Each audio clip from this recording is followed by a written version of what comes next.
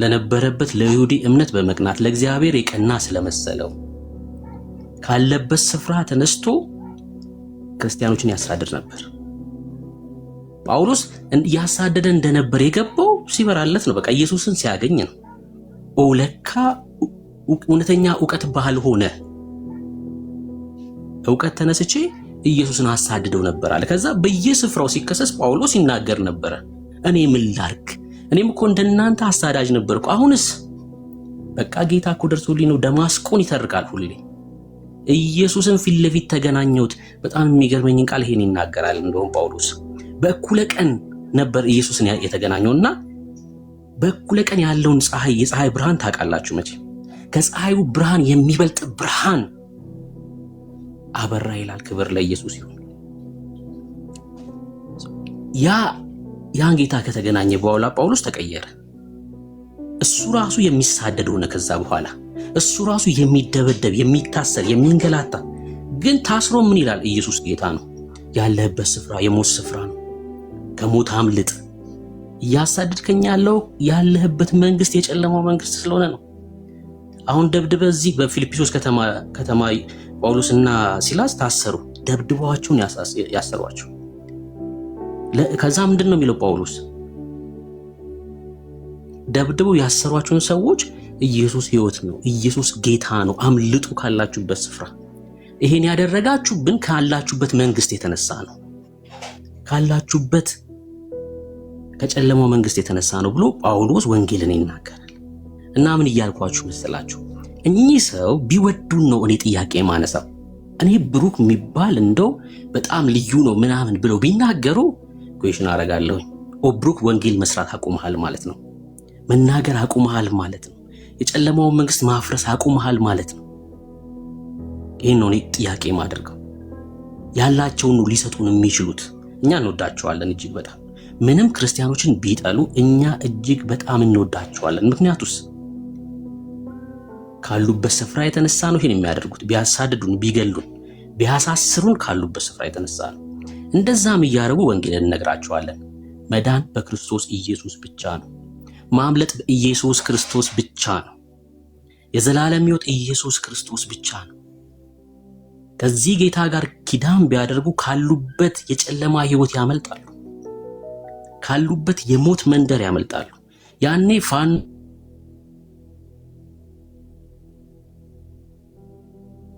ተቋርጬ ነበር አሉ አይደል? ያኔ ሰው ወደ ብርሃን ሲመጣ ምን ያደርጋል መሰላችሁ? ፋኖ፣ ሸኔ፣ ቄሮ፣ ብልጽግና ምናምን ማለቱን ያቆምና ስለ ሀገር ሰላም ይጸልያል። ወንድሞቼ፣ ክርስቲያን ስለ ፋኖ ይጸልያል። ክርስቲያን ስለ ምንድነው? ስለ ኦነግ ሸኔ ይጸልያል። ክርስቲያን ስለ ህወሓት ይጸልያል። ስለ መንግስት ይጸልያል። ስለ ኢትዮጵያ ይጸልያል። ሀገራችን ሰላም እንድትሆን። ትጥቅ ያሰሩ ሰዎች እኮ ወደው አይደሉም፣ ካሉበት ስፍራ የተነሳ ነው። ኢየሱስ ቢገባቸው ኑሮ እነዚህ ሰዎች ጫካ ለጫካ ይርመጠመጥም ነበር። እውነቴን ነው ብላችሁ ኢየሱስን ቢያገኝ ህይወቱ ቢቀየር ስለ እነዚህ ሰዎች እንጸልያለን። ጌታ እንዲደርስላቸው ወደ ህይወት እንዲመጡ። ወንድሞቻችን በየጫካው እያለቁ እኮ ነው፣ በሞት መንደር ስላሉ። ጦርነት የአጋንንት ነው፣ ከእግዚአብሔር ዘንድ አይደለም። ጦርነት አይደለም፣ ከጌታ ዘንድማ ሲሆን ሰላም ነው።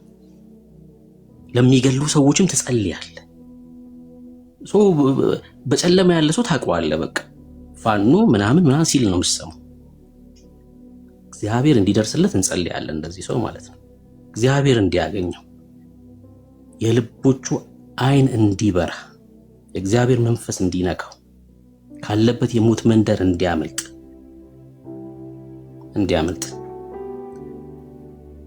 ቢጠሉን ምንም የሚገርም ነገር አይደለም ማለት አንደነቅም። በዚህ ክርስቲያን ሊደነቅ አይገባም አይደል?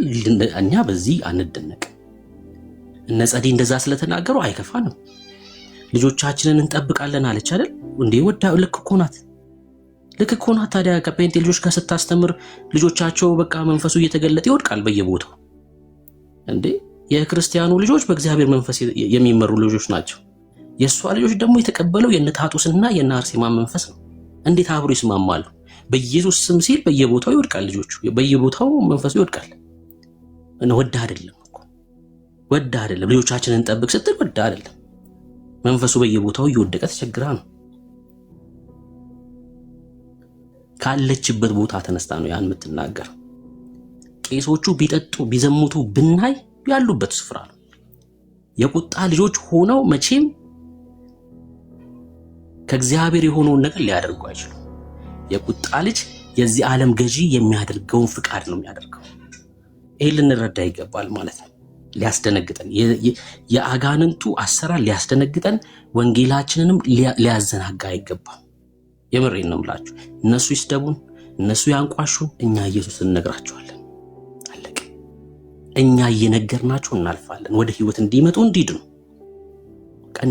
ይሄን እናደርጋለን። ተባረኩ። በዚህ እሳቤ ልንቃኝ ይገባል። ክርስቲያኑ መደንገጥ የለብንም። ተመስገን መካነ ኢየሱስ መሰረተ ክርስቶስ ግብረ ሰዶም ናት አለ። ታዲያ እኔ ከተመስገን ምን ጠብቃለሁ? ከዚህ ውጭ ከሙት ምን ጠብቃለሁ? አይደለ? ጌታ ክርስቶስ ኢየሱስ አባቴን ቀብሬ ልምጣ ሲል ያ ተከተለኝ ሲለው፣ አይ ቆይ አባቴን ቀብሬ ልምጣ ሲል ሙታናቸውን ይቀብሩ ዘንድ ተዋቸው አለ። የሚቀብሩትም ሙታን ናቸው፣ የሞተው ሙት ነው። ከሙት እኔ ምን ጠብቃለሁ? በውሸት ይከሳል ሙት። እኔ ተመስገን እንደዚህ ያለ ብዬ አይከፋኝም። ለምንድን ነው የሚከፋኝ? ክርስቲያንን በሐሰት ወነጀለ ብዬ አይከፋኝም። ያለበት ስፍራ ነው። ከሙት መንደር ሲወጣ ነው የሚያስተውለው። አሁን በጨለማ የታሰረ ሰው ነው። ከዚህ የተሻለ ሊናገር አይችልም አይደል? በክርስቲያን ላይ ከዚህ የተሻለ ሊናገር አይችልም። እኛም እንደዛ ስለነበር እኛም በዚህ ነገር የተያያዝን ስለነበር ማለት ነው። እና ከነሱ መልካም መጠበቃችን ነው ስህተት የሚሆነው። እሺ በቃ ክርስቲያኖች ማስተዋል ያለብን ከጨለማው መንግስት በቃ መልካም ነገር አንጠብቅ። ምንም ክፋት ይናገሩ፣ ክፋት ያድርጉብን፣ ኢየሱስን በፍቅር እየነገር እናልፋለን። እኛ የተጠራ ነው ለዚህ ነው። ክብር ለኢየሱስ ይሁን። ተባረኩ። ወዳችኋለሁ። እሺ ሁሉም ክርስቲያን ይሄን ነገር ሊያስብ ይገባል። እንዳትደነግጡ። ከጨለማው ዓለም የሚመጣ የትኛውም ነገር ያስደነግጡ። አስቀይሜ ከሆነ ይቅርታ ጠይቃ አረ ልክ ነሽ። እሺ ልክ ነሽ። እንደዛ አስቀይመሽኛል ወይ ትክክል ያለው ነገር ተናግረሻል እያልኩ ሳይሆን በቃ ይሄ በደንብ ልንረዳው ያስፈልጋል ለማለት ነው። እሺ ከጨለማው ዓለም የሚመጣ ሙገሳ። እኔ አሁን አንድ ኦርቶዶክሳዊ መጥቶ ብሩክ አንተ ጀግና ነህ ቢለኝ፣ በጨለማ ያለ ሰው ማለት ነው፣ ወይ ደግሞ አንድ ሙስሊም መጥቶ አንተ ጀግና ነህ ቢለኝ እኔ ሊሞቀኝ ነው እንዴ? ከጨለማው ዓለም የሚመጣ ሙገሳ አያሞቀንም፣ ስድብም አያስደነግጠንም። ምክንያቱስ የብርሃን ልጆች ነን። እኔ ፓስተር ተባረክ ሲለኝ እኔ ደስ ይለኛል፣ በክርስቶስ ኢየሱስ ደም የተዋጀ ወንድሜ ስለሆነ ማለት ነው። ከጨለማው ዓለም የሚመጣ ግን ሽንገላም፣ ስድብም፣ ሙገሳም አይሞቀንም፣ አያስደነግጠንም። አይ በቃ እኛ ኢየሱስን እየተናገርን እንቀጥላለን። ተባረኩ። ፓስተርዬ እንኳን ደህና መጣ። ብሩክዬ እንኳን ደህና ቆየኸኝ። ጌታ ይባርክ። ሁላችሁንም ሰላም ብያለሁ። ተባረኩልኝ። ብሩኬ ጥሩ ነገር ነው አሁን አንስተህ የተናገርከውና እኔ እዚህ ቲክታክ መንደር ያለን ሰዎች በጣም ማስተዋል ያለብን ነገር ያለ ይመስለኛል። አሁን እኒህ ሰውዬ ይሄንን ያደረጉት ለምንድን ነው የሚለውን ጥያቄ መጠየቅ በጣም ተገቢ ነው። እና እንዴት ነው እሱ ደግሞ እኔ ሪስፖንድ ላደርግ የሚገባው የሚለውንም ማወቅ በጣም ተገቢ ነው። ቅድም ብሩኬ ስትናገር እንደነበረው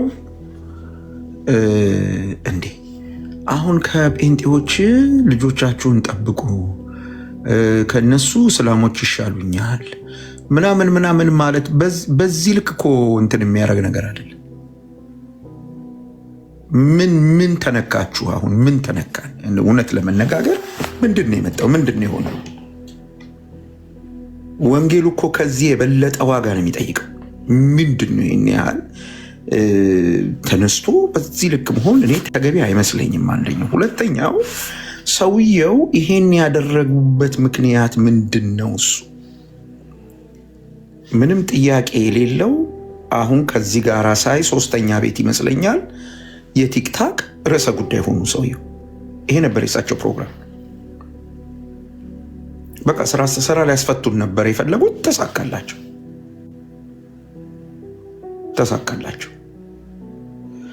እና እኔ ለእኚህ ሰውዬ ይሄን ያህል ሽፋን ሰጥቶ ከቨር ሰጥቶ እሳቸውና እሳቸውን ይመስሉ ሰዎች ለሚናገሩት ነገር በዚህ ልክ መጨነቅና በዚህ ልክ ሽፋን መስጠት ተገቢ አይደለም። አንድ ማወቅ ያለብን ነገር አለ። በተለይ አገልጋዮች ወንጌል ስንሰራ አንድ በደንብ ማወቅ ያለብን ነገር አለ። ሰውን ወደ ድህነት የሚጠራው ጌታ ነው። ማንም የፈለገውን ነገር ይችላል። አሁን ብዙ ጊዜ እንትናችሁ ምክንያታችሁና ጭንቃችሁ ይገባኛል። ለወንጌል እንቅፋት ለወንጌል ብራዘር ወንጌል አደናቅፎት አያውቅም። አትድከም። ይሄን ሁሉ ሽት ሲመጣ ወንጌል አንተ ዛሬ ያየኸው የቲክታክ እንቅፋት አልነበረም የነበረው። ሰው አንገቱ በሰይፍ እየተቆረጠ ነበር የሚሞተው። ሰው በቁሙ በሳት እየተቃጠ ወንጌል እንደዚህ ነው የመጣው። ዞር በሉና ኢትዮጵያ ውስጥ ወንጌል እንዴት ተዳረሰ? ምንድን ነው የምታወሩት? አሁን ዲበኩሉና ቢጤዎቹ ይህን ስላወሩ ነው የምታወሩት እንዴ? በዚህ ልክ አገር ተገለበጠ ብላችሁ የምትታመሱት እኮ ትክክል አለ እንዴ? ሰላም እንዳይሉን እሳት እንዳንጭር እንዴ? ወላጆቻችን እኮ አናውቃቸውም ብለው ከቤት አስወጥተው ክደውናል እኮ። ምንድን ነው የምትሉት? ወንጌል እዚህ መጥቷል። እና እኔ ለዚህ ሰውዬ ይሄን ያህል ለዚህ ሰውዬና ለመሰሎቹ አሁን እዚህ ቲክታክ ላይ እየሮጡ ያሉ ሰዎች አሉ። እወቁ ባካችሁ። እነሱ የሚፈልጉት ይሄን በቃ እነሱ ፎቶአቸው ተለጥፎ ለነሱ የተሰጠ መልስ። we are not ቲክታከርስ ዘመዶቼ። እኛ የወንጌል ከሆነ እንትናችን ሰምተን ይሄንን ወደ ዳር አድርገን ፎከስ መደረግ ያለበት ወንጌሉ ላይ ነው። ለምን ካላችሁኝ ቅድም ብሩኬ በበቂ ነግሮናል። እንዴ ምን ልንጠብቅ ነው? እግዚአብሔር ይስጣችሁ ወንጌል አደረሳችሁ የሚሉት ሰውየው ሲለወጡ ነው። አልተለወጡም እኮ ምን የምታወሩት? ሰው ጨለማ ውስጥ ሆኖ ብርሃንን እንዴት ነው ካላደነቀ የምትሉት? ይህ ትክክል አይደለም። መሰደብ የማይፈልግ ሰው፣ መታሰር የማይፈልግ ሰው፣ መሰደድ የማይፈልግ ሰው፣ ማጣት መራብ የማይፈልግ ሰው ስለ ወንጌል ዋጋ ለመክፈል ለመዋረድ ያልተዘጋጀ ሰው ወንጌል አልገባውም። ምክንያቱም ቅዱስ ቃሉ የሚለው በስሙ ልታምኑ ብቻ ሳይሆን ስለ ስሙ መከራ ልትቀበሉ ጭምር ተጠርታችኋል ነው የሚለው። ይሄን ገብቶን የገባ ነው። እንኳን አንድ ተራ ሰውዬ አንድ ዝም ብሎ ቲክታክ ላይ እየመጣ የሚናገር ሰውዬ ይቅርና መንግስት እኮ ነገ ብዙ ነገር ላይ ያመጣ ምን ልትሆኑ ነው? ይሄ እኮ በዚህ ልክ የሚራገብ አይደለም። ፕሊዝ ወደ ስራችሁ ፎከስ ሁኑ። ወንጌልን አውሩ። አሁን በቃ ወደሱ ይቀጥል። ይሄን ሰውዬ ወደዛ ዞር አድርጉልኝ ብሩኬ። ከዚህ ፕላትፎርም ላይ ወደዛ አስወጣ። ወደዛ ወደምትወስድበት ውሰድና የእግዚአብሔርን ቃል ስበክ፣ የእግዚአብሔርን ቃል አስተምር። እሱ ነው ሰው የሚያድነው። በቃ እሱ ስራውን ይሰራል። እኛም ስራችንን መስራት አለብን። እንዴት እሱ እዚህ ቤት ርዕስ ይሆናል? በምን አግባብ ነው እሱ ርዕስ የሚሆነው እዚህ ቤት ውስጥ? ንገሩኝ እስኪ። እኛ የወንጌል መልእክተኞች ነን እኮ። እና ፕሊዝ እሱ በወረደበት ዝቅጠት ልክ ወርደን ለሱ መልስ እንዴት እንሰጣለን? እዛ ታች ሲጎትተን እኛ እኮ ላይ ነው ያለነው። እና እኔ ወንድሞች ይህን ሰውዬ ወደዛ ዞር አድርጉና ስለ ኢየሱስ ማውራት ጀምሩ። እርሱት። እሱ የሚፈልገው ነው። በየቤቱ ርዕስ እየተነሳ እሱ እንዲደሰኩር ኢየሱስን ትተህ ስለ እሱ እንዲህ አሉን እኮ እያልክ እንድታወራ አም ሶሪ። እንዴት ይህንን ማስተዋል እንደሚያቅተን ብዙ ናቸው። እኚህ ሰውዬ ብቻ አይደሉም። አሁን ሰሞኑን እየተሯሯጡ ያሉ በጣም ብዙ ናቸው። እና መንቃት አለባችሁ። ወደ ስራችሁ ተመለሱ። ወደ ተጠራችሁለት ነገር ተመለሱ። ማንም የፈለገውን ይበል፣ ስራችሁ ላይ ትኩረት አድርጉ። ፕሊዝ። ኤርሚ እየሰማኸኝ ከሆነ ይህን ሰውዬ ዞር አድርግልኝ ከዚህ ቤት ውስጥ። ወደዛ አስወጣና ኢየሱስን ማውራት ጀምር። ወደዛ ከፊቴ ዞር አድርግልኝ ይህን ሰውዬ። እንዴት አንድ ተራ ሰውዬ የት እንደሚኖር በምን እንደሚኖር የማይታወቅ ሰው ርዕስ አድርገህ እዚህ ቤት ወደዛ አስወጣው አሁንና ወንጌልህን አብጀስት ይሄ ነው የሚያስፈልገን። ወደዛ አስወጣልኝ። አሁን የእግዚአብሔርን ቃል ተናገር፣ መልእክትህን ተናገር። ፒሪየድ። የምትጎዳው እሱን ስታደርግ ነው እንጂ እሱ እንዲህ ያለ እሱ እንደዛ ይበል። እንኳን እኛን ቀርቶ ቅዱሱን ጌታ እኮ አጋንንት አለብህ አሉት እኮ። ምን ያስደንቃል? ምን ያስደንቃል? ከነሱ እኮ ነው የሚጠብቀው። የእግዚአብሔር ልጅ እኮ አጋንንት አለብህ ብለውታል። እንኳን ጴንጤ እንዲህ ነው፣ ጴንጤ እንደዛ ነው፣ ጴንጤ ጅን ቁልቋል፣ የፈለጉትን ይበሉ። የሚረጋገጠው በህይወት ነው፣ በኑሮ ነው። ኑሯችን ይመሰክራል። ቲክታክ ላይ ወጥቶ በመጮህ ሳይሆን በምንኖረው ኑሮ ህዝብ ምስክርነት ይሰጣል። ያያል። ሰው እኮ አይን አለው፣ ያያል። እኚህ ሰው ይህንን ካወሩ በኋላ የት እንደሚውሉ እኮ ሰው ያያል። ምን እንደሚሰሩ እኮ ሰው ያያል። ሞኞች አትሁኑ ዘመዶች። ሰው በዚህ ልክ የዋህ ይምሰላችሁ። ለሰው የሚያስፈልገው የእግዚአብሔር ቃል ነው። ቃሉ ያድናል፣ ቃሉ ይፈውሳል። ብሩኬ ኦር ኤርሚ እስቲ ሽሿቸው የተባልነው ሰዎች፣ አትቅረቧቸው የተባልነው ሰዎች የምናመልከውን ጌታ እናውራ። የመጠላታችን ምክንያት የሆነው የአብ ልጅ ማንም እኮ እንደ ርዕሰ ጉዳይ ሊያይን አይችልም ነበር። የሃይማኖት ድርጅት በሉት፣ የፖለቲካ መሪ በሉት፣ ማንም እኮ እንደ ከመጤፍ አይቆጥረንም ነበር። ሰው ስለኛ ማሰብ የጀመረው በኢየሱስ ምክንያት ነው። እንግዲያው ኢየሱስን ንገሩ። ከዚህ በላይ እኔ ምንም አልናገር። ብሩኬ ቀጥሉ እናንተ። ጌታ ይባርካችሁ። ቴንክ ዩ ፓስተር፣ ጸጋ ይብዛልህ። እንኳን ደህና መጣ። ሌሎቻችሁም ዘግይታችሁ የመጣችሁትን ሰላም ብያለሁ። ባልከው ነገር እስማማለሁ፣ ግን ብዬ ስል አፍራሽ ቃል ሆኖ የተናገርከውን ለማፍረስ ሳይሆን መጽሐፍ እንደሚል እንደምታውቀው በመጽሐፈ ምሳሌ ላይ ለሰነፍ እንደ ስንፍናውም አትመልስለት ይላል፣ ደግሞ መልስለትም ይላል። ጠቢብም የሆነ እንዳይመስለው መልስለት ይላል። ለዚህ ሰነፍ ቄስ ነኝ ባይ ለምደው በዚህን ያህል ልክ መናገር ያስፈለገው ብለህ ብትል እሱ በሚናገረውና እሱና መሰሎቹ በሚናገሩት ነገር የቅኖችና የዋሆች የሆኑ የእውነትን መንገድ የሚፈልጉ ሰዎች መንገድ ለመዝጋት የሚፈልጋል ማለት ሶሪ ይዘጋሉ። መንገድ ወደ መዳን እውነት እንዳይመጡ ሰዎች የአንድንም ሰው ቢሆን መሰናከል ያኖራሉ፣ እንቅፋት ያኖራል። እና ሁለተኛ ደግሞ እኛ በምንናገርበት ሰዓት ላይ መጽሐፍትን ማዕከል አድርገን ገጽ፣ ምዕራፍ፣ ግዕዝ ከአማርኛ ጠቅሰን መጽሐፍቶቻቸውን አውጥተን ስንናገር ከነሱ ወገን ምንድነው ብሎ የሚሉት ኦርቶዶክስን ከመጥላት የተነሳ ነው የሚነገረው ብለው ይላሉ። መጽሐፍ ገልጠን ገጽ ከምዕራፍ ግዕዝ ከአማርኛ አሳይተን መጽሐፍቶቻቸውን በፒዲኤፍ እንኳን አይደለም በሃርድ ኮፒ ይዘን ስንናገር ይሄ ኦርቶዶክስን ስለምትጠሏት ነው፣ ኦርቶዶክስን ጥላቻነት ነው ብሎ በሚል እነሱ ጋር በጣም ስላጮሁት ኢቨን እኛ ወንጌላውያን አማኞቹ ጋርም ሁሉ ጭምር ሳይቀር ይሄ የኦርቶዶክስ ጥላቻነት ነው ብለው የሚሉ አንዳንድ ተከፋይ ተቀጣሪ የሆኑ የወንጌላውያን አማኞችም ጭምር አይተናል። እኛ ግን እኔ አሁን ከጥላቻ ተነስተን እንደማልናገር፣ እኔ በግሌ ከጥላቻ ተነስቼ እንደማልናገር እግዚአብሔር የሚያውቃል። ልቤም የተገለጠ ነው። የሚሰማውም ሰው ያገናዝባል። በመረጃ ላይ ተመስርተን የምናወራው ኦኬ። እነሱ ጥላቻ ነው የኦርቶዶክስን ጥላቻ ነው ብለው የሚሉት ሰዎች አንዱ እሱ ስለሆነ ከኛ ይልቅ እንደውም እሱ ለጴንጤ እምነት ከፍተኛ ጥላቻ እንዳለው በንግግሮቹ እና በግብረ አበሮቹ ሁሉ ጭምር አይተናል ማለት ነው። ቪዲዮ ማሳየት ስለነበረብን አንደኛ እሱ ምንድን ያለው ጴንጤ ጨዋሂ ነው፣ ልጆቻችን ሁሉ ከነሱ መጠበቅ አለብን፣ ካልሆነ አገር ያበላሻሉ። አሁን አገር እስከ መምራት ድረስ ደርሰዋል። አገር ያበላሻሉ። አገራችን እንዳይበላሽ ከተፈለገ ደግሞ ሁላችንም ነቅተን መጠበቅ ነው ያለብን፣ ልጆቻችንን ከጴንጤ መጠበቅ አለብን ነው ብሎ ያለው። ኦኬ።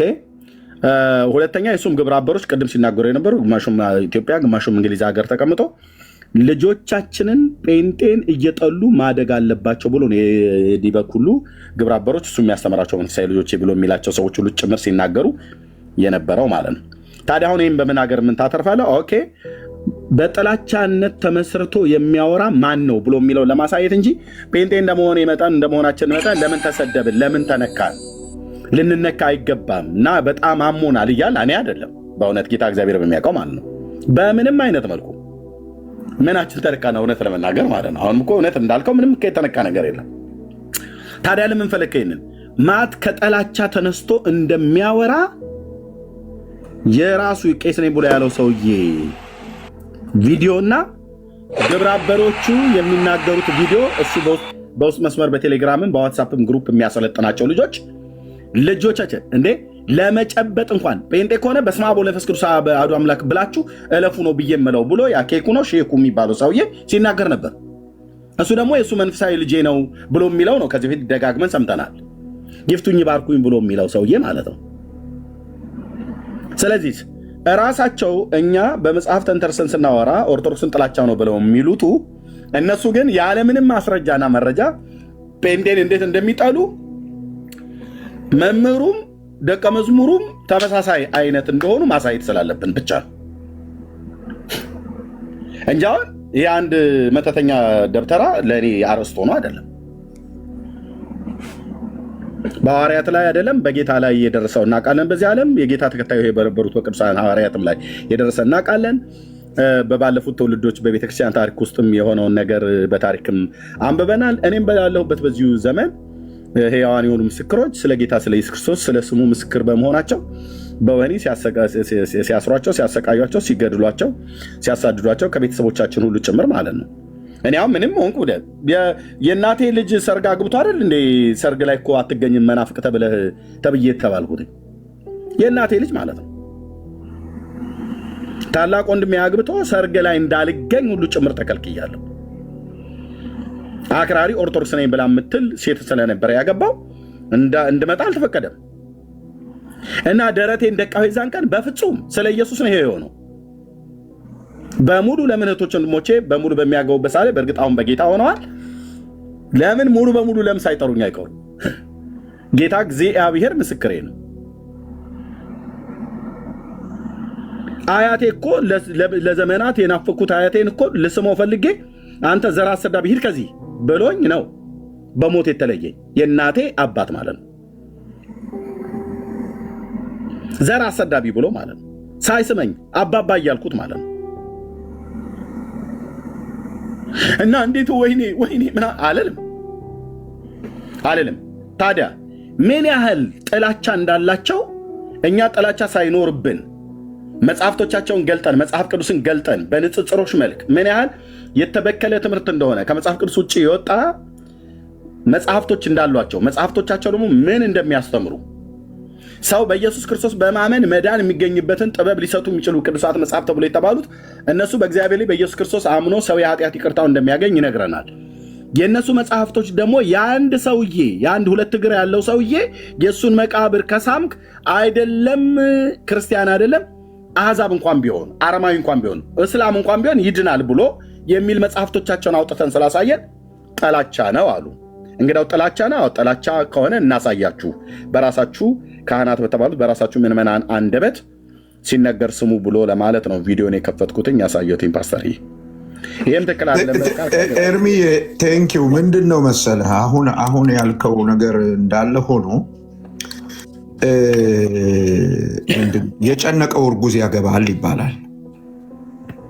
አየው እንደኔ ያለው ደግሞ መጫት ይላል ሰውየውና ሰው ሲጨንቀው የማይነካው ነገር የለም።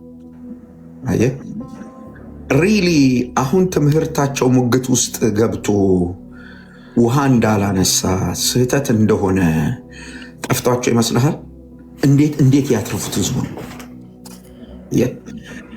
አንተ እየለቀቅከው ያለው ነገር እየመጣ ያለው ነገር ህዝቡ አይኑን እየከፈተው ስለሆነ እንዴት ያድኑት? ስለዚህ ምንድነው ማድረግ ያለባቸው?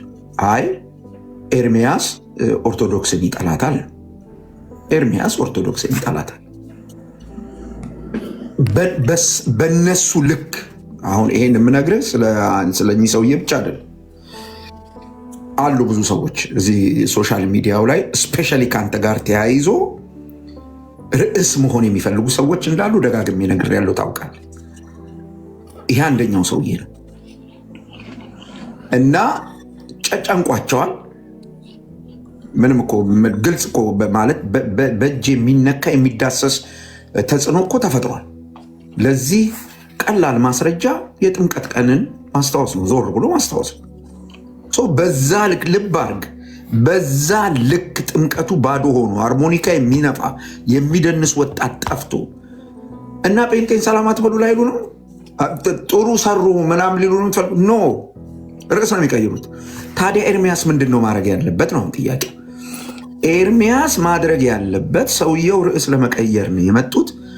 አሁን ጴንጤን ሰላም አትበሉ ብለዋል አይደለም? በስመ አብ ወልድ ቅዱስ ምናምን ብላችሁ ሽሹ ብለዋል። ልጆቻችን ጴንጤን እንዲጠሉ አድርገን ነው ማሳደግ ያለብን ብለዋል። ኦኬ እኛ መልስ እንስጣውና ግልጽ በሆነ መንገድ ዲበኩሉ ይሄንን ያሉት በርስት ተጣልተን ነው? ሪሊኛ ኦርቶዶክስን ስለምንጠላ ነው? ወይስ ለኦርቶዶክስ ክፋት ስላለብን ነው? ወይስ ትምህርት ስላለ ነው? ይህን ለህዝቡ እናሳየው። አሁን እዛ ጎን ያሉ መጽሐፍቶችን አምጣና ትምህርቶቻችንን አምጣና የጠባችንን ምክንያት እኛ ከሰው ጋር ጠብ የለንም፣ ከትምህርቱ ጋር ነው ጠባችን። ሰላም እንዳይሉን የፈለጉት ለዚህ ነው። ልጆቻችን እኛን እንዲጠሉ የፈለጉት በዚህ ጨለማ ውስጥ እንዲቀጥሉ ነው። ለልጆቹ ይህን ነው ማሳየት። አየህ፣ እኛን ሰላም እንድትሉ እኛን እንድትጠሉ ከእኛ ጋር አብራችሁ እንዳትሆኑ የሚፈልጉበት ምክንያት ይሄ ነው ብለን ማሳየት አለብን እንጂ ልጆቹም ያውቃሉ። ወላጆቻቸው እኮ እንደዚህ እንደሆኑ በደንብ ያውቃሉ፣ በደንብ ያውቃሉ። ይሄ በደንብ ስለዚህ አሁን ማድረግ የሚጠበቀው ከኛ ምንድን ነው? የጠሉን ዲበኩሉ እና መሰሎቻቸው እንዲህ ያለ አዋጅ ያወጡበት እንዲህ ያለ ነገር ፈጥረው በቃ የጨነቀው ብዙ ነገር ነው የሚነካው፣ ብዙ ነገር ነው የሚዳስሰው። አሁን ይችን ርዕስ ፈጥረዋል። በቃ ቲክታክ ገበያው አሁን አሉ እዚህ ቲክታክ ላይ እንትን ብለው የሚኖሩ ሰዎች ቲክታኩ በጠቅላላ በዚህ ሞላል። እንግዲህ አሁን መለኛ አሁን አንተ ይናልክ ኤርሚያስ ለዲበኩሉ መልስ ሰጠ የሚሉ ሰዎች ይመጣሉ። ሽቀላ ነው። ከሱስ መውጣት አለብህ አንተ።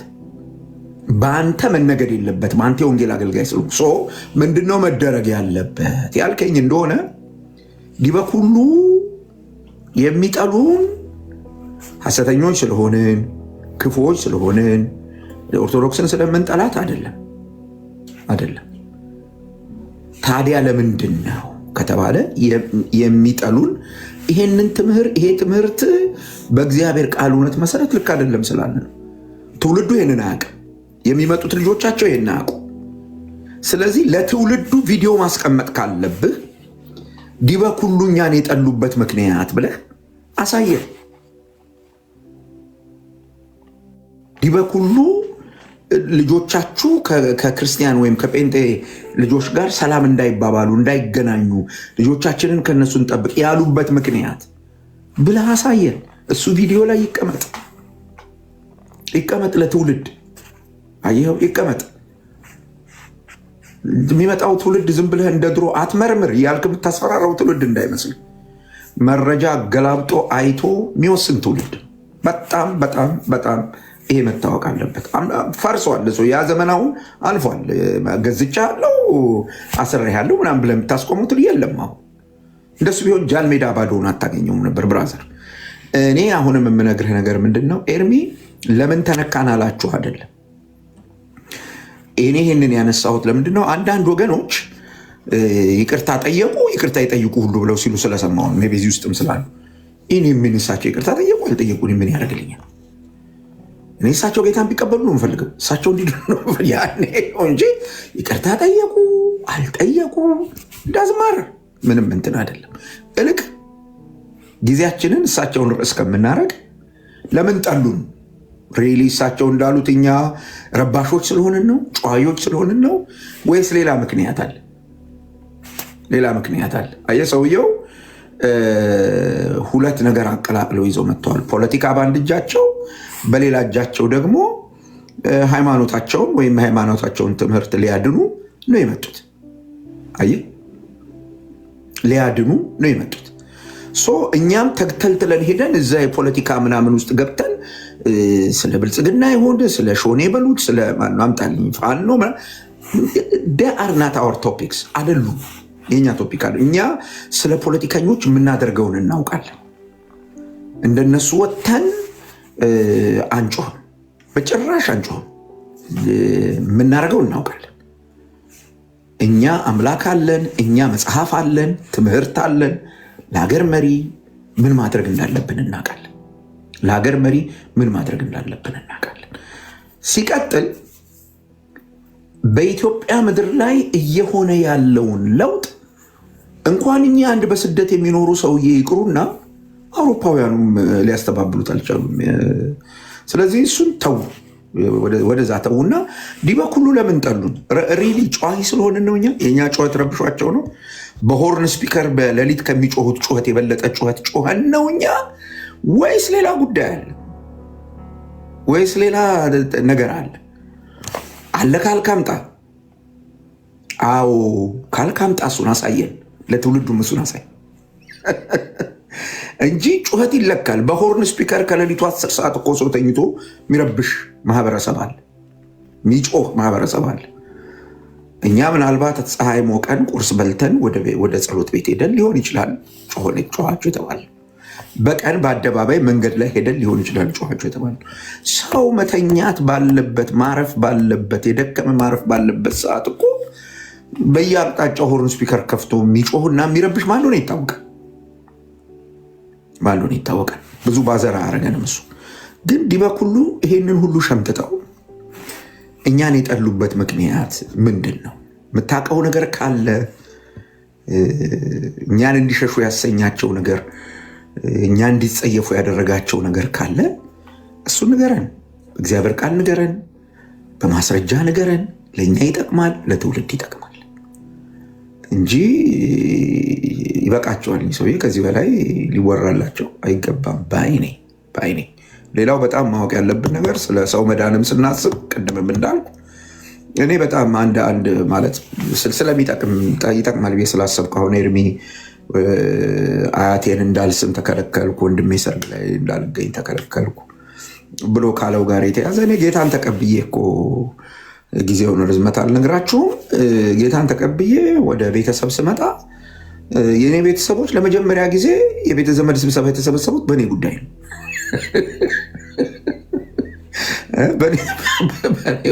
በእኔ ጉዳይ ነው ፍቅር የጀመሩት እና ተሰብስበው ድግስ ደግሰው የመጀመሪያ ያደረጉት ነገር ምንድን ነው?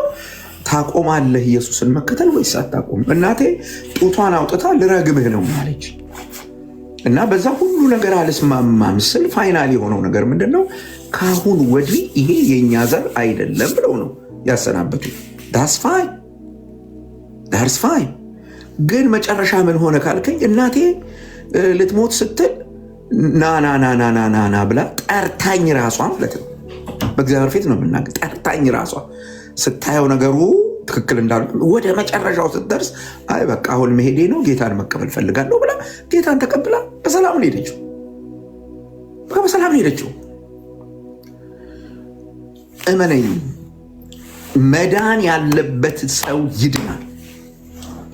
እንኳን እኚህ ሪዛቸውን በደንብ ተሰርተው አምረው የወጡ ቄስ ይቅሩና ራሱ ሳጥናኤል የሆነ ተክለሰውነት አግኝቶ እያንባረቀ ቢመጣ የሚድን ሰው ይድናል። ራስ በጭራሽ ሊያስቀረው አይችልም። ያንተ ስራ መስበክ ነው። ያንተ ስራ መመስከር ነው። ማዳን የጌታ ነው። ማዳን የጌታ ነው። አሁን የኚህ መነኩሴ ወይም የኚህ ቄስ ንግግር ከእግዜሩ በልጦ ነው የሚድነውን ከመንፈስ ቅዱስ በልጦ ነው ሊያሰናክል? በጭራሽ እመነኝ፣ በጭራሽ። የሊዲያን ልብ የከፈተው የጳውሎስን ንግግር እንድትሰማ የጳውሎስ ጉዳይ አልነበር። ታዲያ ምኑ ነው ካልከኝ ጌታ ልቧን ከፈተው ነው የሚለው። እግዚአብሔር ልቡን የከፈተውን ሕዝብ ያዘገዩት ይሆናል እንጂ ይድናል። ምንም ጥያቄ የለው። ሊያዘገዩት ይችሉ ይሆናል ግን ይድናል። ታዲያ እኛ ምን እናል? እስኪድን እንናገራለን። መጥቶ እስክናይ እንናገራለን። ኢየሱስ ለሰው ልጆች ሁሉ ኃጢአት ሞቷል፣ ለበደለኞች ሁሉ ሞቷል ብለን እንናገራለን። ከዚህ ትምህርት ጋር የማይስማማ አዳኙ ኢየሱስ ብቻ ነው፣ ቅዱስ ቃሉ የሚያስተምረው ይሄንን ነው፣ ሐዋርያቱ ኢየሱስ ክርስቶስ ብቻ ነው የሚያድነው ብለው አስተምረዋል ብለን ማለታችን ጥላቻ ነው ካሉ ሰዎች ልንረዳቸው አንችልም። ወይ ደግሞ ከዚህ ትምህርት ጋር የሚቃረን ማናቸውም ትምህርት ምንፍቅና ነው ስንል እኛ በሐዋርያዊ ቅብብል ስለምናምን ነው። በሐዋርያዊ ቅብብል ካመኑ ሐዋርያው ያቀበላቸውን ትምህርት ይዘው መጥተው ሌላ ስለሌላቸው ነው። በነገር ላይ ከሐዋርያት የተቀበሉት ትምህርት እጃቸው ላይ ምንም ስለሌለ እንዲህ አይነት ፖለቲካ ነው መስራት ያለባቸው። ለዚህ ነው ቅድም የጨነቀው እርጉዝ ያገባል ያልኩ። በምን ያድኑት ይህን ህዝብ?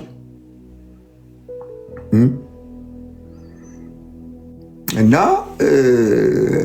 ግድ የለህም መልሰህ ማድረግ ያለብህ ቢስማሩ ወደ ውስጥ እንዲገባ አናቱን እያልክ በደንብ በእግዚአብሔር ቃል እውነት ጨዋነት ባለበት በትህትና እሱን ነው መደብደብ ያለብህ። ቢስማሩ ወደ ውስጥ እየዘለቀ ሲገባ እመነኝ እንኳን የአንድ ቄስ ንግግር ቅድም እንዳልኩ ነው፣ በሲኦል ያሉ ጂኒዎች በነቂስ ቢወጡ ህዝብ ይድናል። ምንም ጥያቄ የለው። እሱን ለማለት ነው ኤርሚዬ። ፓስተር ተባረክ።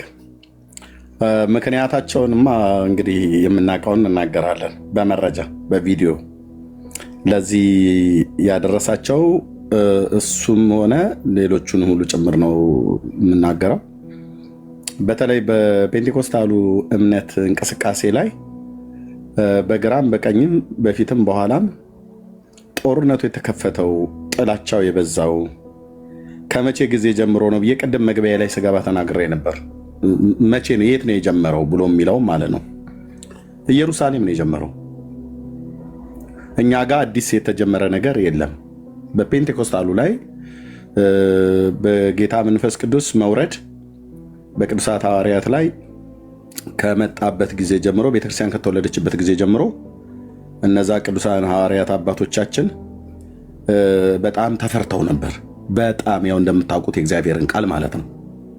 ከፍተኛ ፍርሃት፣ ከፍተኛ ድንጋጤ፣ ከፍተኛ መሸበር ነበር የመጣው። በማን ላይ? አንደኛ በክፉ የመናፍስት ኃይላት ላይ፣ ሁለተኛ በሃይማኖተኞች ሰዎች ላይ ማለት ነው። ልብ በሉ፣ ዛሬ አይደለም የጀመረው። ቅድምም ትናገር ነበር መግቢያ ላይ ከኢየሩሳሌም ነው የጀመረው። ይሄ የፔንቴኮስታሉ ልምምድ መፈራት፣ መጠላት፣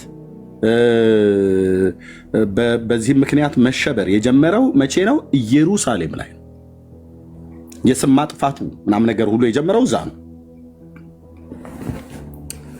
እንደምታውቁት ጌታ ሐዋርያቱን መርጦ ወደ ኢየሩሳሌም ወደ ገሊላ ሄዶ ወደ አንድ አሳ አጥማጅ እድሜው ትንሽ ገፋ ያለ ሚስት ያለው ልጆችም ያሉት በቤተሳይዳ ይኖር የነበረ ወንድሙ እንድሪያስ የሚባል ወንድም ያለው የቤተሳይዳ ሰው የነበረ ጴጥሮስ የሚባለው ሰውዬ ጋር ጀልባው ጋር መጣ። አንድ አይሁዳዊ የ33 ዓመት የ30 ዓመት ወጣት ማን እንደሆነ አያውቀው።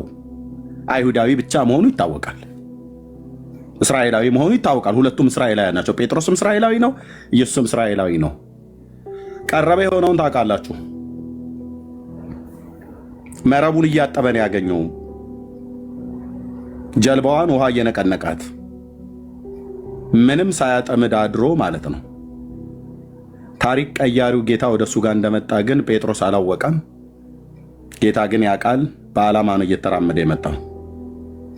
የዚህን ሰው ህይወትና ሌሎቹንም ሁሉ ሰዎች ህይወታቸውን የሚቀይር ጌታ፣ ህይወታችን የቀየረ ጌታ መጣ። የዚህን ሰው አገኘው፣ ጠራው። በቅዱስ አጠራሩ ሌሎችንም ጠራቸው፣ መረጣቸው።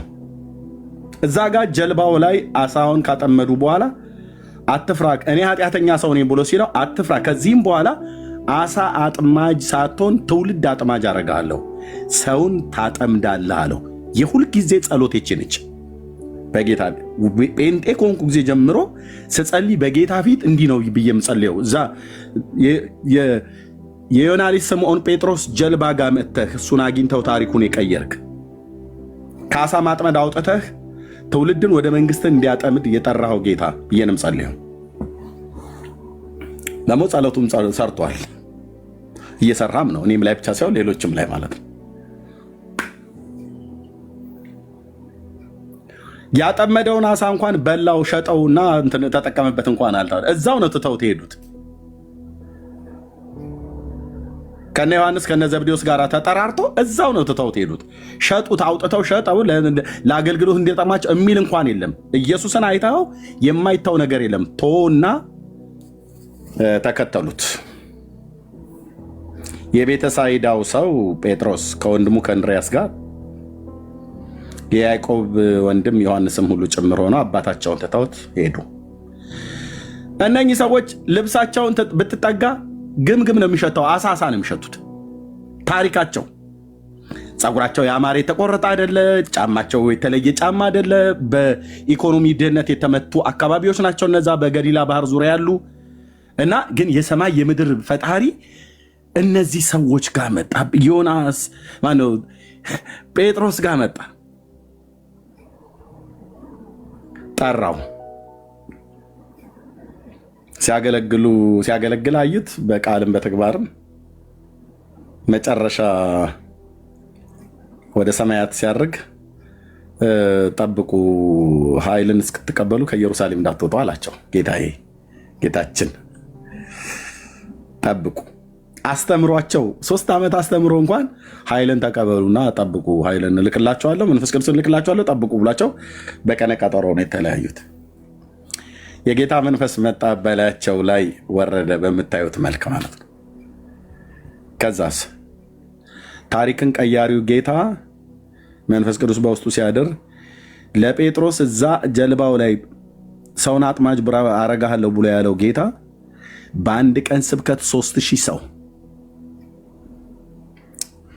በአንድ ቀን ስብከት 3000 ሰው እንዲህ ነው ማጥመድ። የምጸልይበትም አንዱ ይሄን ነው። በአንድ ቀን ስብከት 3000 ሰው በጴጥሮስ አንደበት ቃለ እግዚአብሔርን ሰምተው። የእነኚህ ሰዎች ትምህርት ቁጥራቸው 12 ናቸው የተመረጡት። ኢየሩሳሌም ከተማን ሞላችኋት አሏቸው ጴጥሮስና ዮሐንስን። በትምህርታችሁ ከተማይቱን ሞልታችኋታል። ከዚህ የተነሳ ነው ጥላቻ የመጣው ማለት ነው።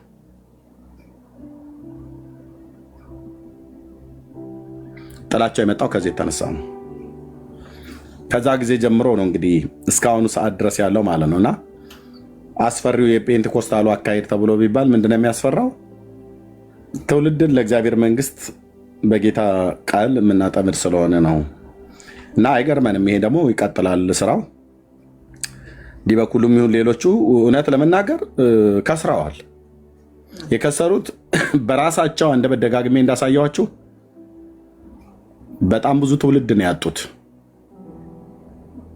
በጣም ብዙ ትውልድ ነው ያጡት። ከፓትርያርኩ እንኳን አንደበት የተሰማው 10 ሚሊዮን ትውልድ አጥተናል በባለፉት ዓመታት ላይ ብለው ስብሰባ ላይ ነው፣ የግንቦት ርክበ ካህናት ስብሰባ ላይ ነው የተናገሩት። የት ሄደ 10 ሚሊዮን ትውልድ? የት ሄደ? ወደ ሌላ ሃይማኖት ሄዷል፣ ወደ መናፍቃኑ ገብቷል አለ።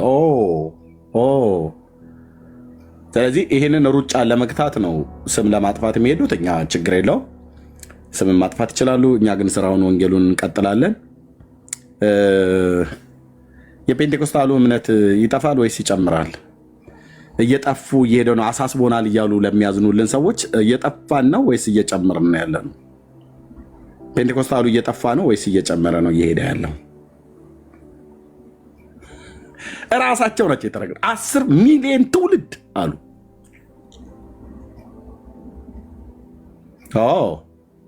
ቪዲዮ ልክፈት እንዴ? እናሰማ እንዴ? ድምፅ ስብሰባ ላይ ሁሉ ቁጭ ብለው ሲናገሩ የነበሩትን ለምንድነው ጎን ቆይ የፔንቴኮስታሉ እምነት የሚጨምረው? ይሄን ያህል እየተዋሸብን ለምንድነው የሚጨምረው? አየህ፣ የእግዚአብሔር መንፈስ ከኛ ጋር ስላለ የምንናገረው ነገር እውነት እንደሆነ ይታወቃል። ስለዚህ ሰው ከቀድሞ ይልቅ እንዲጠላ ተደርጎ ነው እየተሰበከ ያለው። ግን እንዲጠላ እየተሰበከበት ያለው መንገድ ግን የእውነት መንገድ እንደሆነ ሰው ሁሉ እያወቀው ነው። ጌታ እግዚአብሔር ይባርክ። ተባረኩ። እሺ ወገኖች፣ አይ ቲንክ የምንቀጥለው ነገር ካለ መቀጠል እንችላለን። ካልሆነ እኔ አንዲት ወንድምነት እሺ ምናልባት ቅድም ሰርግ ላይ እንኳን ያው አልተጠራውም የሚል ሐሳብ ስላነሳክ ከዛ ጋር በተያያዘ አንድ ነገር ብቻ ልበል ብዬ ስላሰብኩ ነው። ኦኬ ጳውሎስ እንግዲህ ለቆሮንቶስ ቤተክርስቲያን 2 መልእክታት ጽፏል። የመጀመሪያው 16 ምዕራፎች አሉት ማለት ነው። እሱን ሳጠና ጳውሎስ ምንድነው ሐሳቡ በቆሮንቶስ ቤተክርስቲያን ላይ ምን ስላየ ነው መልእክቱ መጻፍ ያስፈልገው የሚለውን ማየት ሞክር ነበር። ምን አይነት ናቸው በቆሮንቶስ ቤተክርስቲያን ያሉ ክርስቲያኖች፣ ካራክተራቸው ምንድን ነበር፣ በአእምሮ መታደስ የተለወጡ ናቸው ወይ፣ ውሏቸው ከማን ጋር ነው የሚለውን እመለከት ነበር ከጳውሎስ መልእክት ተነስቼ ማለት ነውና ምዕራፍ 6 ላይ አንድ ነገር ያነሳል ጳውሎስ። ላንብበውና ወደ ሐሳቤ ልሂድ፣ በደንብ ስሙኝ። ምዕራፍ 6 ቁጥር 1 ከመካከላችሁ አንድ ሰው ከሌላው ጋር ሙግት ቢኖረው፣ በመካከላችሁ ግጭት ቢነሳ ማለት ነው፣ ጉዳዩን በቅዱሳን ፊት በማቅረብ ፋንታ እንዴት ደፍሮ በማያምኑ ሰዎች ፊት ለፍርድ ያቀርባል? ሁለት ወንድሞች በቤተክርስቲያን መካከል ባይግባቡ ጉዳዩን እንዴት ባላመኑ ሰዎች ፊት በሙታን ፊት ጉዳዩን ይዘው ይቀርባል ይላል ጳውሎስ። እሺ ቅዱሳን እናንተ ያላቸው ነው የቆሮንቶስ ክርስቲያኖችን በዓለም ላይ እንደሚፈርዱ አታውቁምን? በሙታን ላይ ማለት ነው፣ በጨለማ ባሉት ላይ ማለት ነው። በዓለም ላይ የምትፈርዱ ከሆነ እንግዲያው በትንሹ ነገር ላይ ለመፍረድ አትበቁምን ይላቸዋል። በሙታን ላይ የምትፈርዱ ከሆነ፣ በጨለማው ዓለም ላይ የምትፈርዱ ከሆነ እንግዲያው በእናንተ መካከል ባለ ጉዳይ ለመፍረድ አትበቁምን ይላል። እሺ በምድራዊ ሕይወት ጉዳይ ቀርቶ እሺ በመላእክት ላይ እንኳን እንደምንፈርድ አታውቁምን? ትልቅ ክብር ነው ያለን ማለት ነው፣ የእግዚአብሔር ልጆች በክርስቶስ ደም የተዋጀን ማለት ነው። እና እንግዲህ እንዲህ ያለ ጉዳይ ሲገጥማችሁ በቤተ ክርስቲያን የተናቁ ሰዎች ፈራጅ አድርጋችሁ ሹሟቸው ይላል። በቤተ ክርስቲያን የተናቁ ሰዎች የሚላቸው በጨለማ ያሉትን ነው፣ የጨለማውን መንግስት ነው ጳውሎስ እንደዚህ የሚለው። እነሱን ፈራጅ አድርጋችሁ አስባችሁታል? ምን ማለት መሰለ? በክርስቶስ ደም የተገዛችሁ ሚስትህን ፍርድ ቤት ይዘህ ስታቆማት ማለት ነው። ከዛ የእናንተን ጉዳይ በክርስቶስ ደም የተገዛችሁትን የእናንተን ጉዳይ መሐመድ የተባለ ሙት ሲመለከተው እንደማለት እኮ ነው። አግኝታችሁታል ሐሳቡን? መሐመድ የተባለ የፍርድ ቤት ዳኛ ሙት ማለት ነው። በሞት መንደር ያለ በክርስቶስ ደም የተዋጁትን የክርስቲያኖችን ጉዳይ ሲመለከት ለፍርድ ሲቀመጥ ማለት ነው። እና ፈራጅ አድርጋችሁ ሹማችኋል። ይህንንም የምለው ይላል፣ ይህንንም የምለው ላሳፍራችሁ ብዬ ነው ይላል ጳውሎስ። ላሳፍራችሁ ብዬ ነው ይሄን የምናገረው። ኤርሜ ሚዩት አይደለም እሺ ወንድምነት። ይሄንንም የምለው ላሳፍራችሁ ብዬ ነው አለ ጳውሎስ። ምን እላችሁ ፈልጌ መሰላችሁ? አሁን ለምሳሌ እኔ ሚያዝያ 25 ሰርግ አለብኝ፣ ሰርግ አለን ከሐሴት ጋር ከውብ ጋር ማለት ነው። ሚያዝያ 25 ተጠርታችኋል እንዳትቀሩ። በዚህ ፕሮግራም ላይ በደንብ ስሙኝ። ክርስትና በዚህ ልክ ነው እኔ የገባኝ ማለት ነው።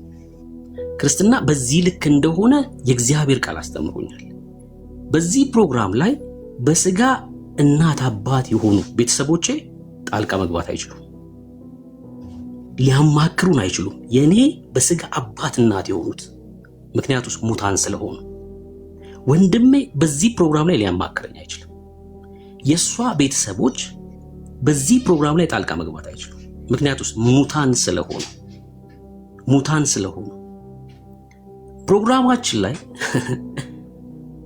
ፕሮግራማችን ሲዘጋጅ አዳራሹ ምግብ የሚያዘጋጁት ሙታን አይደሉም በጭራሽ።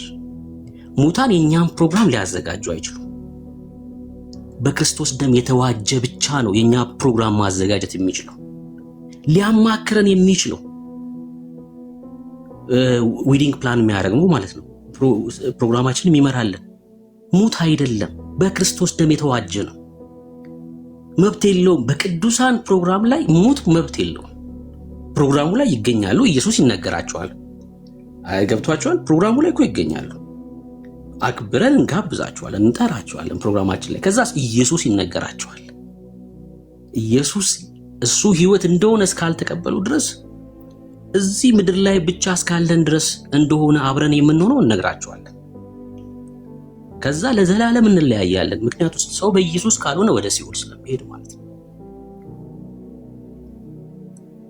ምን እያልኳችሁ የሆነ ነገር ቢቸግረኝ የሆነ ነገር ማማከር ብፈልግ የሆነ ነገር ማዘጋጀት ብፈልግ ምደውለው ኤርሚ ጋር ነው፣ ምደውለው ቴዲ ጋር ነው፣ ማማክረው ዳንኤል ነው። አያችሁ ምናማክረው እንኳን በብርሃን ያሉትን ሰዎች ብቻ ነው። ምክር እንኳን የምንቀበለው ሐሳብ እንኳን የምንቀበለው በክርስቶስ ኢየሱስ ደም ከተዋጁት ብቻ ነው። በቃ ክርስትና እንደዚህ ነው። ክርስትና እንደዚህ ነው። ምግብ የሚያዘጋጁ በቃ በክርስቶስ ደም የተዋጁ ክርስቲያኖች፣ ካሜራማኖች በክርስቶስ ደም የተዋጁ ክርስቲያኖች። በዚህ ልክ ነው ክርስትና ማለት፣ በዚህ ልክ ነው። እሺ በቃ መለየት ነው፣ ከዓለም መለየት ነው። ወደ ዓለም ስንሄድ ኢየሱስን ልንነግራቸው ነው እንጂ ልንሟሟቅ አይደለም ማለት ነው። ኢየሱስን ልንነግራቸው ብቻ። ምክንያቱስ እኛ የዓለማት ፈጣሪ የሆነው ጌታ ልጆች ነን። ይህን እንዳዘነጉ። የዓለማት ፈጣሪ የሆነው ኢየሱስ አባታችን ነው። ለእነርሱ እኮ ፈጣሪያቸው ነው፣ አባታቸው አይደለም። ለምን? ሙታን ስለሆኑ በቃ እንትን አለን ማለት ነው። የመንግስት ልዩነት አለን ማለት ነው። እኛ የብርሃን ልጆች ነን፣ እነሱ በጨለማ ያሉት። ከጨለማው መንግስት አባል ከሆኑ ሰዎች ምክርን አንቀበልም፣ ፕሮግራማችን እንዲያዝ። በዚህ ልክ ነው ክርስትና የገባን እያልኳችሁ። ዋናው እንድትረዱት የምፈልገው እሱ ነው። ክርስትና በዚህ ልክ ነው። እሺ በዚህ ልክ ነው ክርስትና። ከዛኛው ዓለም የሚመጣ የትኛውም ነገር በብርሃን ያለን ሰው አያስደነግጠውም፣ አያስቆጣውም፣ አያስከፋውም። ክብር ለኢየሱስ ይሁን፣ ክብር ለኢየሱስ ይሁን። ፕሮግራሙ ላይ ሲገኙ ደግሞ ኢየሱስ ይነገራቸዋል እንዲያመልጡ ካሉበት ስፍራ ማለት ነው። እኔ ቆሮንቶስን ሳጠና ይሄን የገባኝ። እሺ የቆሮንቶስን መልእክት ሳጠና ጳውሎስ ማንነታቸውን እንዲረዱ ነበር የሚነግራቸው። ማንነታቸው እንዲገባ፣ እናንተ የተከበራችሁ ናችሁ ይላችኋል። የተባረካችሁ ናችሁ፣ በእግዚአብሔር መንግስት ውስጥ ስልጣን ያላችሁ ናችሁ። ማንነታችሁ የተከበረ የተባረከ ሆኖ ቆሻሻ ስፍራ ላይ ሄዳችሁ የምትገኙ አይደላችሁም ይላችኋል። አያችሁ፣ ለዛ ነው ክርስቲያን በኃጢአት መንደር የማይገኘው። ለዛ ነው አገኛችሁት ሐሳቤ? በኃጢአት መንደር የማንገኘው ለማንነታችን ስለማይመጥን ነው። ቆሻሻ መንደር አንገኝም። ያ ሰፈር ለኛ የሚሆን አይደለም። ለዛ ነው አንተ በክርስቶስ ደም ተዋሽተሃል ይላል አይደል?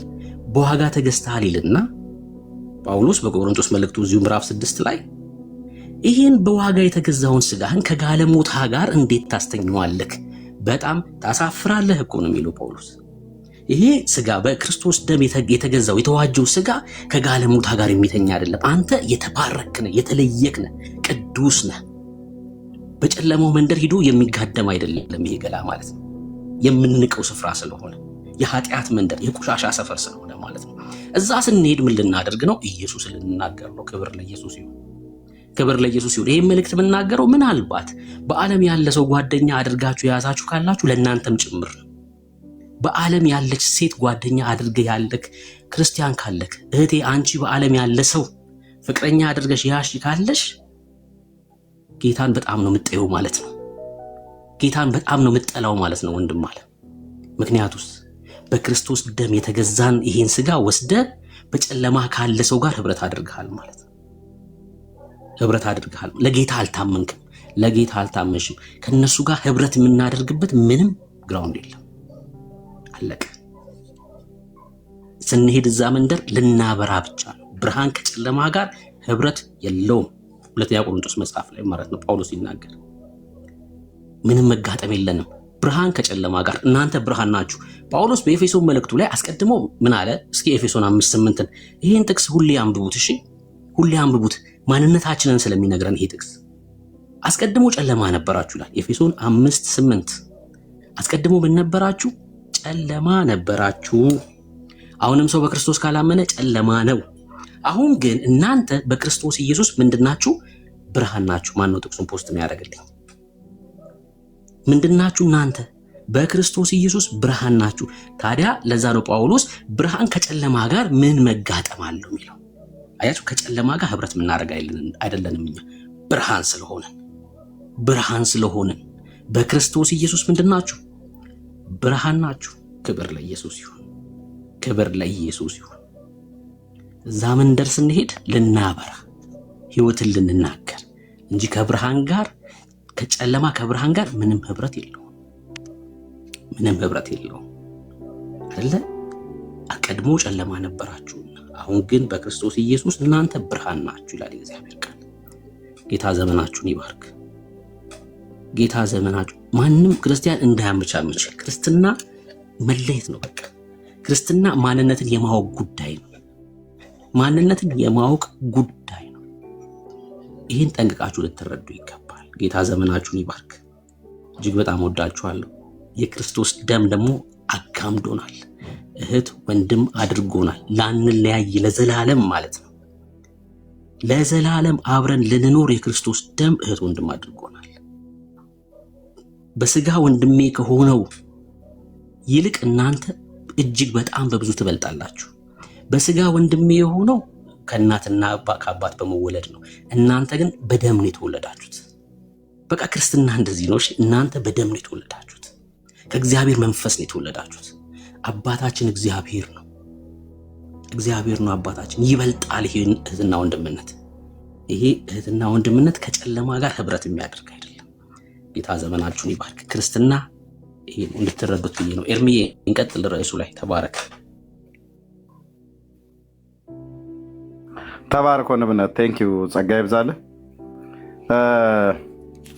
እንግዲህ የተፈራበት ምክንያት ወይ ደግሞ ስማችንን የሚያጠለሹበት ምክንያት ወይም የሚያጠፉበት ምክንያት ከተቀበልነው ከጌታ ከኢየሱስ ክርስቶስ የተነሳ ነው።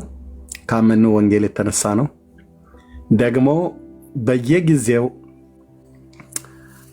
ዶሚኔት እያደረገ እየመጣ እያሸነፈ እየበዛ እየሰፋ እየሄደ ያለውም እምነት ይሄው እምነት ስለሆነ ነው።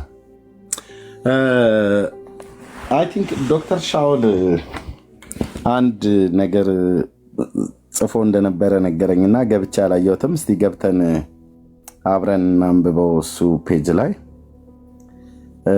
ዶክተር ሻውል የሆነ ጽሁፍ ጽፍ ያለኝ አንብበው ብሎ የነበረ። እስቲ እዚህ ጋር እንደዚህ ላሳያችሁ። ኦኬ፣ የተጻፉ ጽሁፎች አሉ እዚህ ጋር። ዶክተር የፔጅ ላይ ያለነው ምን አለኝ በቃል ነበር እየነገረኝ የነበረው። ኦኬ፣ ዶክተር ሻውል ፔጅ ላይ ነኝ ያለሁት። እዛ ገብተን ማየት እንችላለን። ኮሜንት መስጠት እንችላለን። ላይክ ማድረግ እንችላለን። ቁጥር አይዋሽም አለ ዶክተር። ቁጥር አይዋሽም። በዓለም ላይ 600 ሚሊዮን የሚጠጋ የጴንጤኮስቴና የካሪዝማቲክ አማኞች አለን። ስንት? 600 ሚሊዮን የሚጠጋ የጴንጤኮስቴና ካሪዝማቲክ አማኞች አለን አትሉም? ከ80 እስከ 100 ሚሊዮን የሚጠጋ ሉትራውያንም አለን። እሺ በሉኝ እንጂ አለ ዶክተር። ከዚህ ውስጥ ቢያንስ የኢትዮጵያ መካነ ኢየሱስ ካሪዝማቲክ ነች፣ ፔንቴኮስታል ናት ማለት ነው። የኢትዮጵያ መካነ ኢየሱስ ቤተክርስቲያን። ኦኬ፣ ሁሉም ሩሲያ፣ ኢትዮጵያ፣ ግሪክ፣ ግብፅ፣ ዩክሬን፣ ሮማንያን ደምራችሁ ከ260 እስከ 300 ሚሊዮን ኦርቶዶክሳውያን አሉ። እንከባበር እንጂ ብሎ ጻፈ ማለት ነው። አጃይብ ነው ይላል የሐረር ሰው።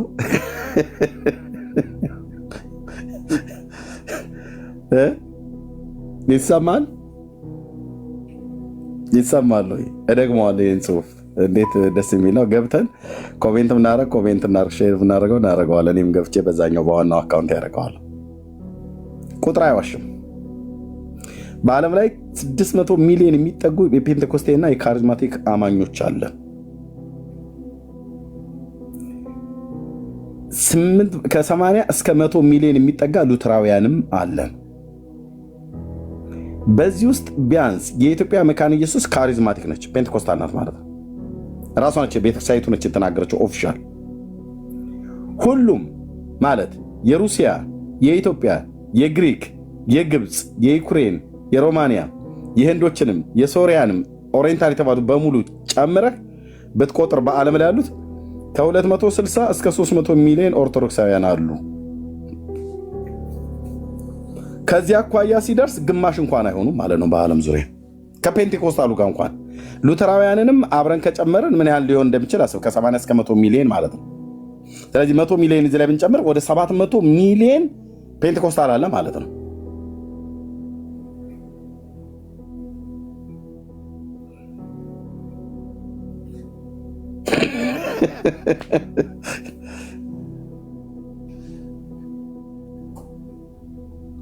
እና እንከባበር እንጂ አለ። ጥሩ ጽሁፍ ነው የጻፈው። በመረጃ ላይ ተመስርቶ ስለሆነ የሚጽፈው ይሄ ሁሉ ፔንቴኮስታል እንዴት በዛ በዓለም ዙሪያ እንደዚህ እየተዋሸብን።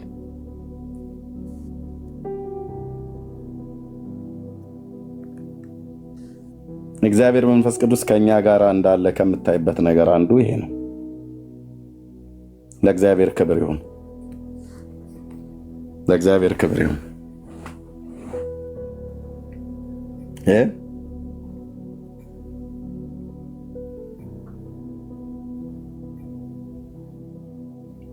ለእግዚአብሔር ክብር ይሁን። ስለዚህ የወንጌሉን ስብከት እየጨመረ ስለመጣ እነ ዲበኩሉና አካባቢው ላይ ያሉ እነሱ ጋር በጣም ትልቅ ድንጋጤ ነው የፈጠረው። ባለፈው ደጋግሜ አንድ ቪዲዮ እንዳሳያችሁ ስብሰባ ላይ እየተደረገ ነው። ዕለት ዕለት ነው የሚሰበሰቡት። ትውልዱ እንዴት አድርገን እንታደገው፣ የትውልዱ ማዕበል እየሄደብን ነው እየወጣብን ነው ብሎ የሚሉ ዕለት ዕለት ነው የሚያወሩት ወንድሞች ናቶች። ስለዚህ ምንድነው የመጨረሻ ውሳኔያቸው? ህዝቡ ከኛ እንዳይሄድ ከተፈለገ መምህራኑ ወንጌል መስበክ አለ። ቤተ ክህነት ውስጥ የሚወራው ነው የምነግራቸው ወንድሞች ናቶች። እንትና ነገረኝ ብዬ እኔ አሁን ስም አልጠራም። እዛ ሰዎች ስላሉ አልጠራም። ሰዎች አሉ ግን በፍጹም አልጠራም ስም። እንትና የሚባሉት አባት ናቸው የነገሩ ብዬ ስማቸውን አልጠራልህም። ብሩክ ነው የነገረኝ ብዬ እንደማወራ፣ ሙቴ ነች የነገረች ብዬ እንደማወራ እዛ ያሉትን እንደዛ አንጠራም። እዛው ስላሉ አባቶች ናቸው፣ በጌታ ናቸው አይደሉም፣ እሱንም በሚስጥር ያዙት በሚስጥር ያዙት። ኦኬ በሚስጥር ያዙት። አዎ ውስጥ ለውስጥ እኮ ተሸርሽረን አልቀናል አለ እኮ። ውስጥ ለውስጥ እኮ በጣም አሁን እኮ የትኛው እኮ ጴንጤ የትኛው ኦርቶዶክስ መሆኑን መለየት እስከማይቻል ድረስ ብለው እኮ የራሳቸው እነ ዲያቆን ዮርዳኖስ አበበ፣ እነ ዘማርያም ዘለቀ፣ እነ ታላቁ ምናምን ነገር የሚባሉት በሙሉ ለቅሶ ላይ ናቸው። እነ መዝሙር ያሬድ በሙሉ ለቅሶ ላይ። እኛ እኮ ቸገረን ወገኖቼ።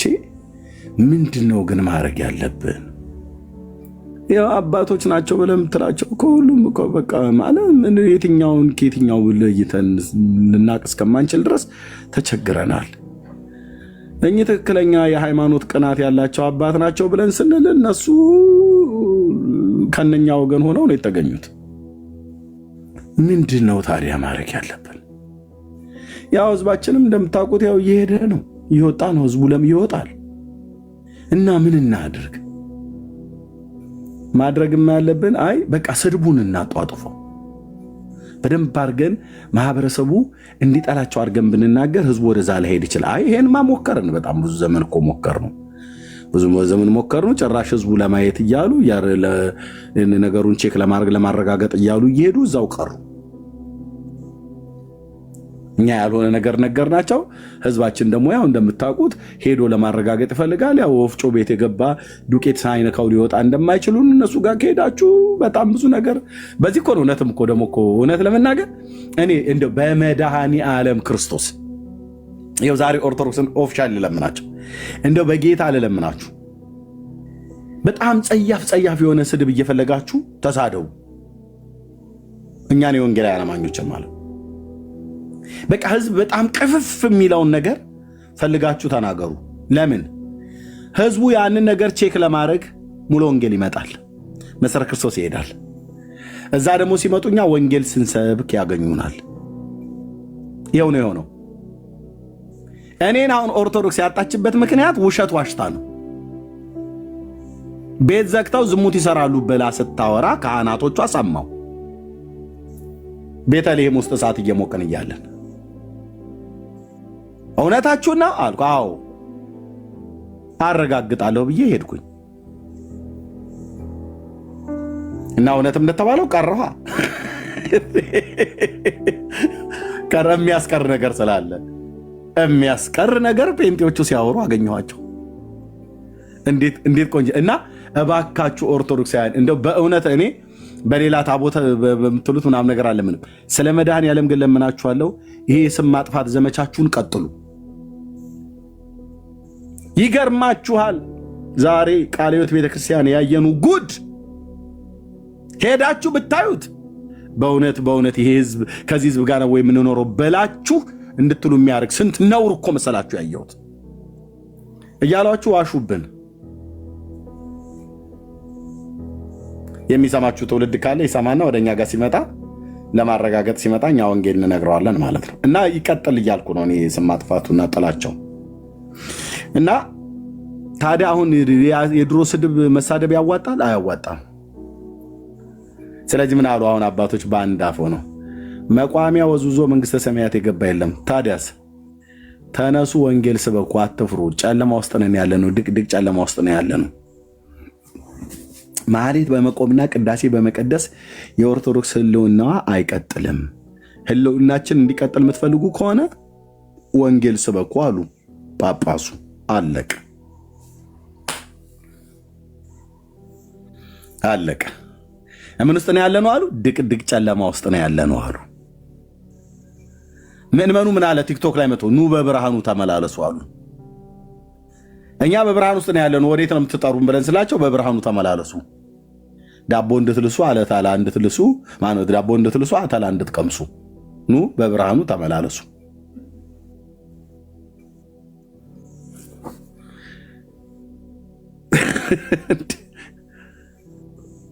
ጳጳሱ ደግሞ ጨለማ ውስጥ ነው ያለነው። ህዝቡን እንመን ወይስ ጳጳሱን እንመን? ጳጳሱ ድቅድቅ ጨለማ ውስጥ ነው ያለኑ ይላሉ። ድቅድቅ ጨለማ ውስጥ ሆነው ኑ ወደኛ አላሉም እሳቸው። ስለዚህ በጣም ብዙ ህዝብ ጌታ ኢየሱስ ምስክሬ ነው እኮ አልኳችሁ።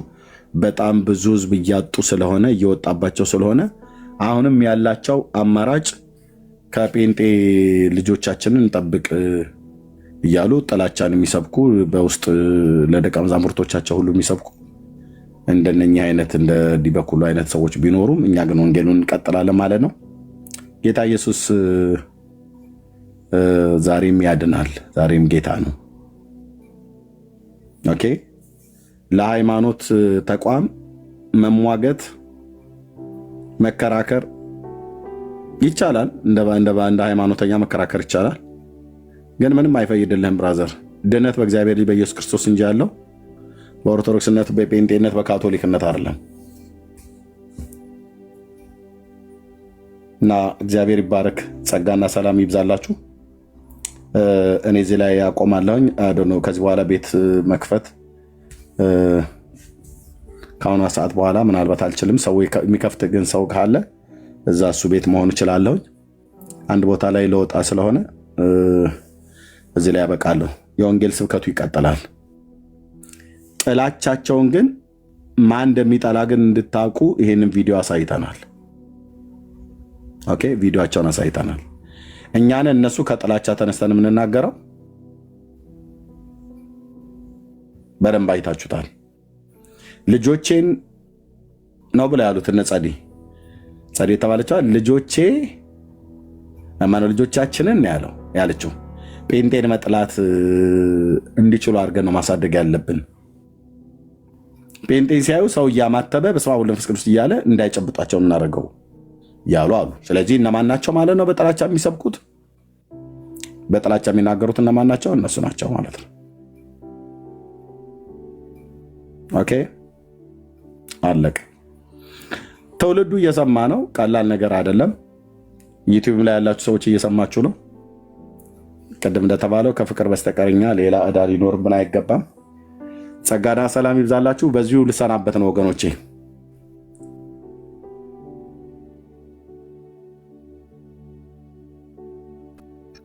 ጌታ ዘመንን ይባርክ።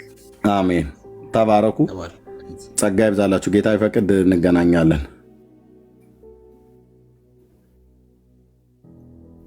አሜን።